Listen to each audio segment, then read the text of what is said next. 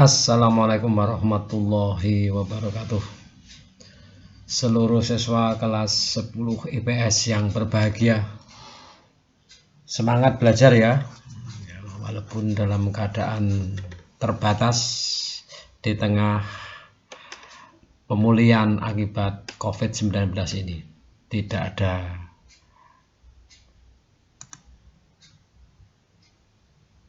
kata yang pantas selain optimis untuk semangat bangkit berprestasi. Oke, pada pertemuan kali ini kita akan membicarakan berkaitan dengan kinematika gerak lurus. Ya. Nah, kita langsung saja. Ya, kita lihat di sini. Apa itu kinematika? Nanti akan dibahas. Nah, sekarang kita lihat di sini. Kita akan membahas materi yang akan ada di dalam bagian ini adalah kita lihat tujuan atau kompetensi dasar ya. Jadi kalau kita lihat di sini, kompetensi yang kita ingin raih adalah menganalisis besaran-besaran fisis pada gerak lurus dengan kecepatan konstan. Jadi mestinya nanti ini ada kata-kata menganalisis. Ini pada kecepatan konstan dan gerak lurus dengan percepatan konstan. Ini ada kecepatan konstan dan percepatan konstan. Nah, ini berikut penerapannya dalam kehidupan sehari-hari. Oke. Kemudian yang selanjutnya, menyajikan data dan grafik hasil percobaan gerak benda untuk menyelidiki karakteristik gerak lurus dengan kecepatan konstan. Ini jika nanti waktunya memungkinkan. Mengapa demikian? Karena kondisi segala terbatas, ini mestinya melalui sebuah kegiatan percobaan. Oke, begitu ya. Jadi ini kompetensi yang akan kita raih.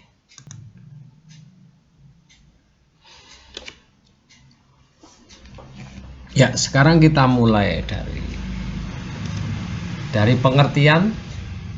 dari pengertian kinematika, titik acuan dan gerak. Yuk, kita mulai sekarang. Kita lihat ini. Kinematika. Kinematika adalah cabang dari ilmu fisika yang mempelajari gerak dan perubahan gerak tanpa meninjau penyebabnya. Nah, ini tanpa meninjau penyebabnya.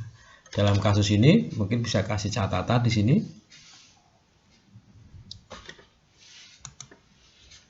Apa itu? Nah, jadi kita cabang fisika yang mempelajari gerak dan perubahannya. Di sini ada, misalkan saja di sini yang kita lihat bagian ini ya. Misalkan kita bicara tentang apa? Tentang perpindahan. Ya, perpindahan.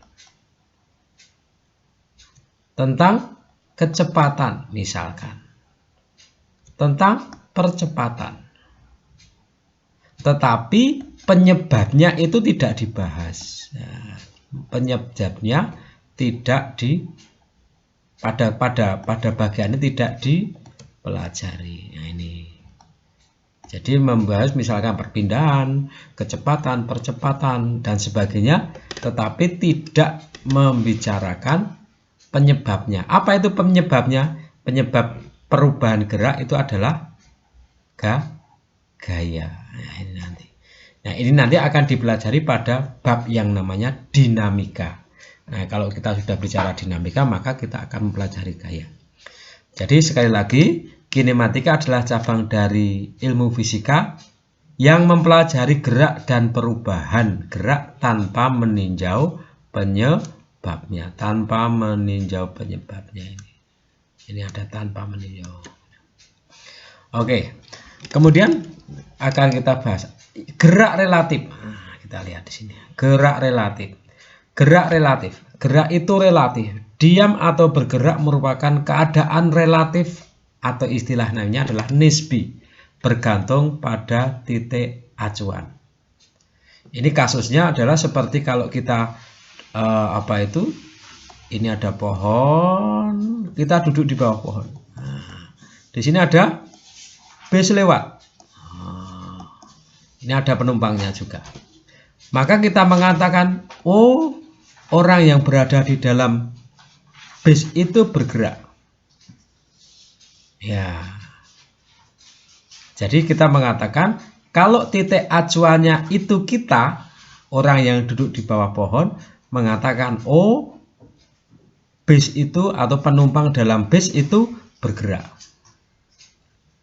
Tetapi kalau acuannya itu orang yang berada di dalam bis, nah, jadi orang yang di dalam bis, maka mengatakan oh orang yang berada di bawah pohon itulah yang bergerak. Nah itu, jadi itu maksudnya gerak itu relatif, ya. Oke gitu ya, jadi ini namanya gerak relatif. Tergantung titik acuannya. Lalu apa yang dimaksud titik acuan? Nah, ini. Titik acuan atau nama lainnya kerangka acuan adalah titik tempat mengacu di mana pengamat itu berada mestinya. Yang keberadaannya harus ditentukan terlebih dahulu. Pada titik acuan biasanya diberi nilai 0. Nah, ini misalkan kita kasih sampel begini. Misalkan ada sebuah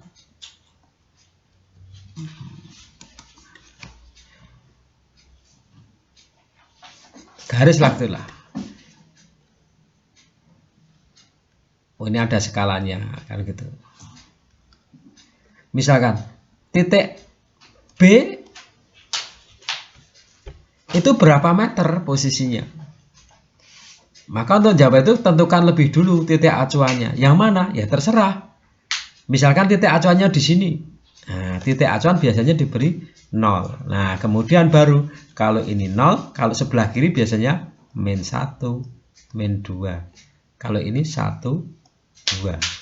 Jadi kalau misalkan berganti titik B nanti nulisnya adalah titik B adalah sebesar min 2 meter. Jaraknya 2 meter, arahnya sebelah kiri. Jadi ini ada 2, perhatikan ini. Min ini menyatakan posisi atau arah ke kiri. Kalau 2 meter menyatakan besarnya. Sehingga posisi itu menyatakan besaran vektor. Nah, misalkan begitu. Misalkan ada sebuah titik C di sini.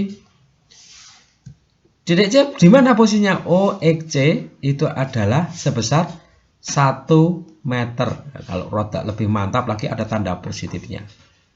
Oh, di mana? Posisinya itu di sebelah kanan. Nah, di sebelah kanan. Kanan apa? Titik 0. Kanan titik 0. Titik 0. Ini tadi arah sebelah kiri, sebelah kiri, sebelah kiri. Nah, ini tadi titik 0 ya. Nah, min 1 meter adalah jaraknya. Ini besarnya. Oke. Oke, jadi titik C adalah apa itu? Posisinya adalah 1 meter. Kemudian kita lanjutkan. Ini titik acuan ya, titik tempat mengacu. Biasanya dikasih nilai 0. Jadi kalau kita tambahin di sini, ini berarti titik acuannya ini.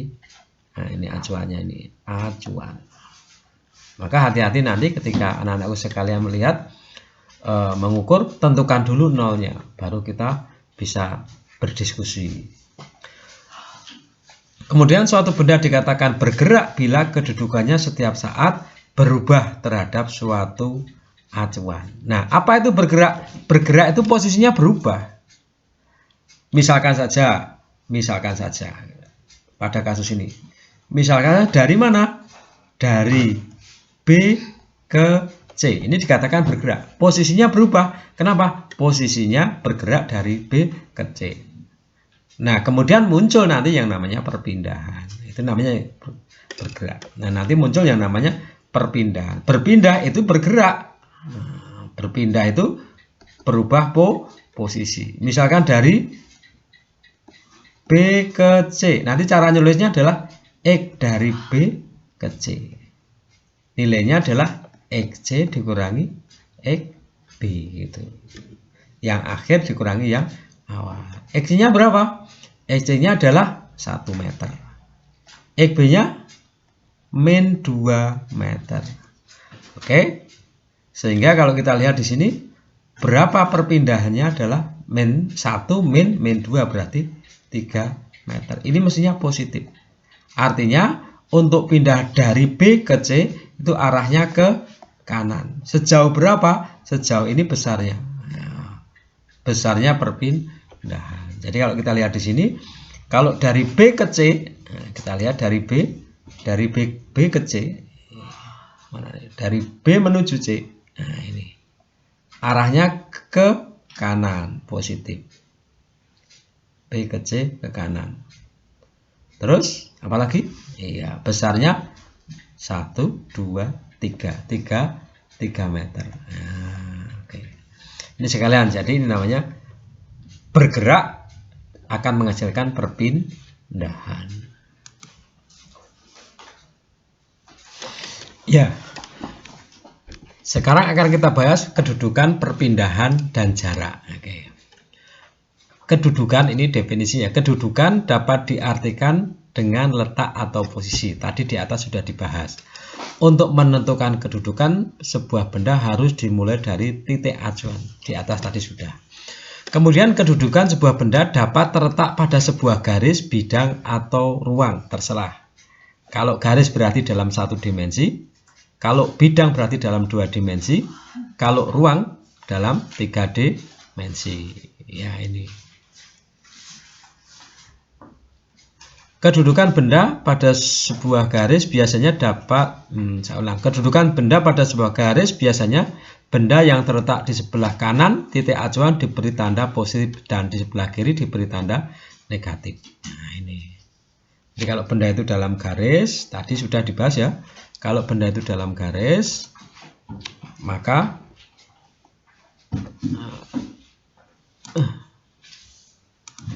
benda itu dalam garis. Nah, tadi kalau misalkan ditentukan nolnya dulu sini, maka di sebelah kiri aja nilainya negatif. Kalau sebelah kanan positif. Atau kalau bendanya itu bergerak naik turun begini, nah, nolnya di sini maka yang ke bawah itu negatif, yang ke atas positif. Ya, artinya arah ke atas dan arah ke bawah itu berbeda. Ya, berarti kedudukan, ingat berarti kedudukan adalah termasuk besaran vektor. Kedudukan adalah termasuk besaran vektor. Kenapa? Karena dia mempunyai arah dan sekaligus mempunyai besar atau nilainya atau besarnya. Oke. Itu ya, mungkin lebih paham lagi. Oke, mari kita selanjutnya, mari kita bahas ini. Ya, ada sebuah garis, perhatikan gambar berikut ini. Oke. Perhatikan gambar berikut ini. Kita lihat, ini ada garis, berarti kita lihat.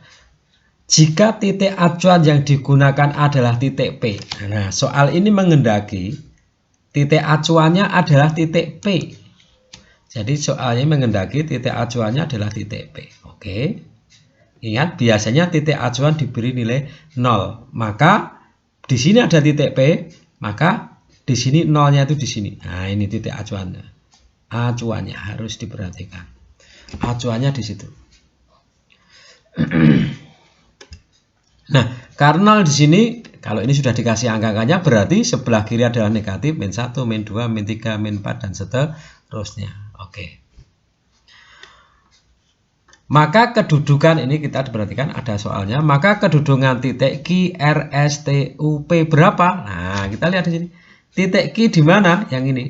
Nah, titik Q kan di sebelah sini. Pas posisinya di angka 3. Artinya titik Q adalah sejauh 3 meter dari titik 0.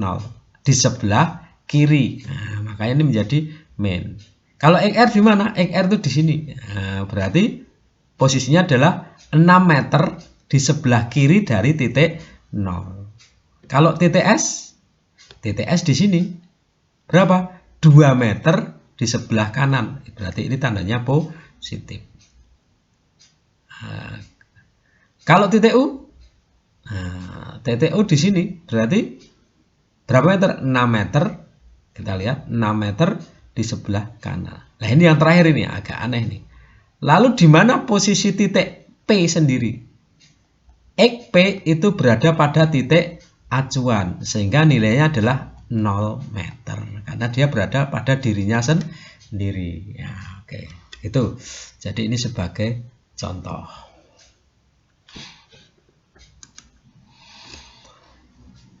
Ya, selanjutnya akan kita bahas masalah yang namanya perpindahan. Hati-hati, ini perpindahan. Nah, ini perpindahan.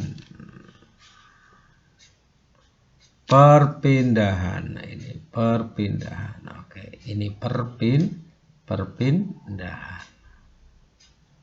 Ingat ya, perpindahan adalah perubahan kedudukan sebuah benda. Ya, seperti tadi sudah diterangkan di atas. Jadi perpindahan ini termasuk besaran vektor. Nah, jadi perpindahan adalah perubahan kedudukan. Seiring dengan perubahan waktu, tentu saja waktunya dia akan otomatis berjalan. Tidak mungkin kalau waktunya diam kok dia berpindah, dia sudah tidak ada waktu. Perpindahan adalah besaran vektor yang hanya tergantung dari kedudukan awal dan kedudukan akhir, tidak tergantung pada lintasan yang ditempuh benda. Misal, sebuah benda berpindah dari kedudukan 1 ke kedudukan 2 secara umum dinyatakan sebagai X12 sama dengan X2 min X1. Jadi begini maksudnya.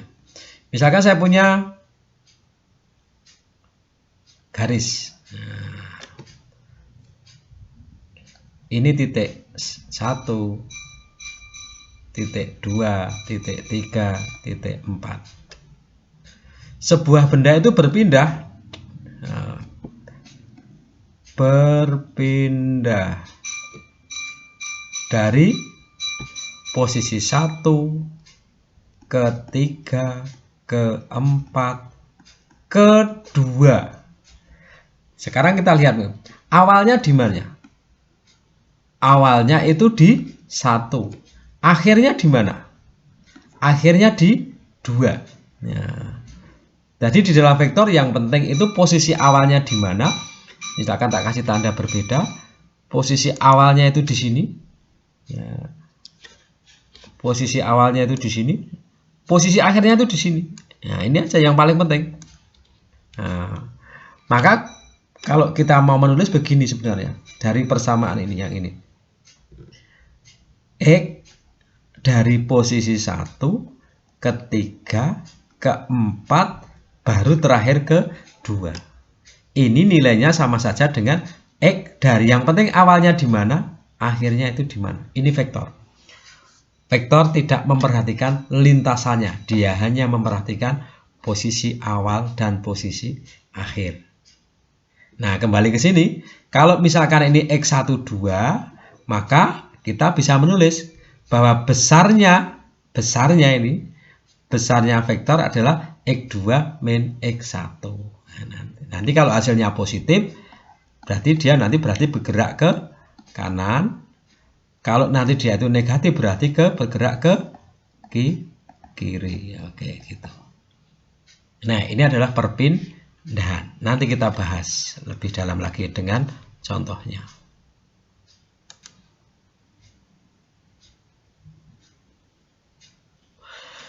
Kemudian akan kita bicarakan juga yang namanya jarak. Nah, ini perhatikan, jarak.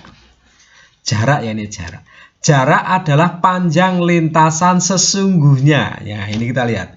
Panjang lintasan sesungguhnya. Jadi dia hanya mengatakan panjang lintasan sesungguhnya. Ini dicetak baik, didengar, dikasih tanda. Yang ditempuh oleh sebuah benda dalam waktu tertentu tentu saja. Jarak merupakan besaran skalar karena hanya tergantung nilai panjangnya tanpa memperhatikan arah. Jadi ini adalah besaran skalar. Contohnya begini aja. Misalkan saya ada sebuah begini. Nah, misalkan nolnya di sinilah. Berarti ini min 1, ini min 2, ini min 3. Anggap saja ini A-nya itu di sini. Kemudian ini 1, ini 2. B-nya di sini. Oke. C-nya di sini ya. C-nya tak kasih tanda di sini. C-nya di sini. Oke. Sebuah benda bergerak, ini misalkan contoh. Sebuah benda bergerak dari mana? Misalkan saja.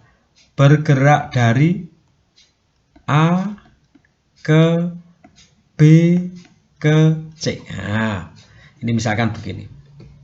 Pertanyaan pertama adalah berapa perpindahannya? Nah, ingat perpindahan adalah besaran vektor. Berarti X berpindah dari A, B ke C. Ingat, vektor hanya tergantung posisi awal dan posisi akhir. Berarti sama saja ditulis dengan XA XA terakhir C ya, XAC. Oke. Besarnya sama dengan X akhir dikurangi X awal. Berarti kalau ditulis berapa hasilnya ini? X akhirnya berapa? XC. XC di mana? Ini. Min 1. Berarti posisinya min 1. Terus min XA-nya berapa? Ini, min 3. Berarti hasilnya min 1 min berarti min 1 plus 3. Berarti 2 meter. Nah, jadi kalau kita lihat di sini bahwa perpindahan dari A ke B ke C. Jadi kalau kita lihat di sini dari A ke B kembali ke C. Nah, hanya kita lihat berapa besarnya. Oh, di sini loh. Nah, hanya sikat ini. Berapa tadi? 2 meter.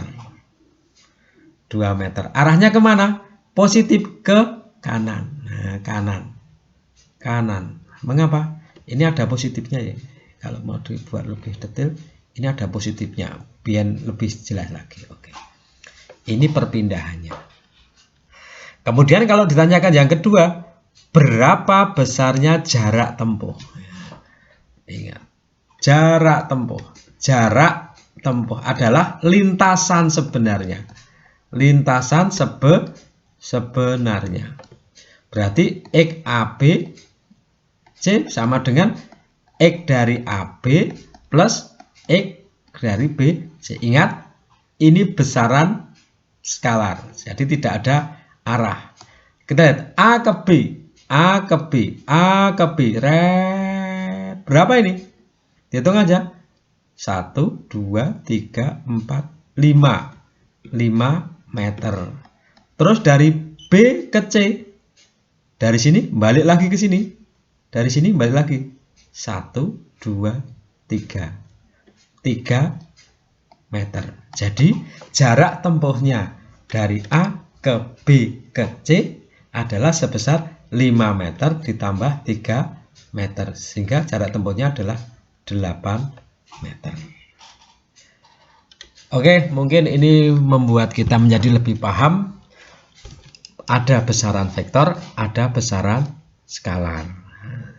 Jadi kalau kita kesimpulan, kesimpulan apa? Kesimpulannya apa itu? Kedudukan itu adalah besaran vektor. Nah, kemudian dia akan mengalami berpindah. Kalau pindah nanti ada apa itu nanti? Ada perpindahan, besarnya adalah besaran vektor. Ada jarak tempuh. Jarak tempuh. Ini besaran skalar. Oke. Semoga dapat menambah pemahaman kita.